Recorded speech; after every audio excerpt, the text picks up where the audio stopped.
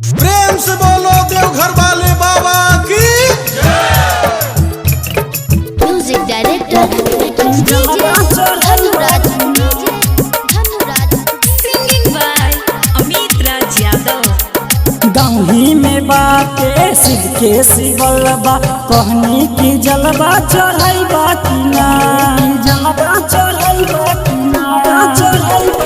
गाँवी में बाटे शिव के शिवलबा कहनी की जलवा चढ़ाई की ना बारह बहरा में मोरे सैया सावन में घरे आईब की ना बारह बहरा में मोरे राजा सावन में घरे आईब की ना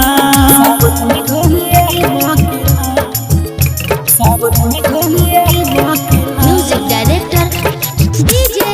धनुराज डिजिटल रिकॉर्डिंग स्टूडियो कांचा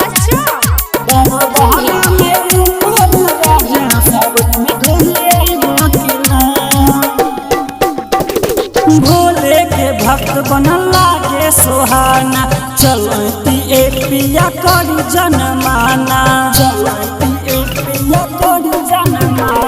भोले के भक्त बनल लागे सोहाना चलती ए पिया करी जनमाना मनवारे हम हूँ साथे में जैती साथे में जलवा चढ़ती की ना बारह बहरा में मोरे सैया सावन में घरे आईब की ना बारह बहरा में मोरे राजा सावन में घरे आईब की ना सावन में घरे आईब की ना। Singing by Amit Raj Yadav. Music director DJ Dhanuraj बहरा में मोरे राजा सावन में घरे आईब की ना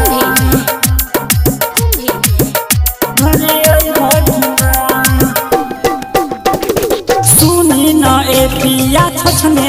जिया लागेला बड़ी मन भावन हो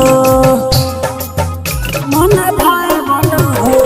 होली बीतबल दिवाली बीतबल चढ़ गइल ए राजा सावन हो लाल बाबू राजा अमित अलबेला नीरज देवर काबर लई बकिना बारह बहरा में मोरे सैया सावन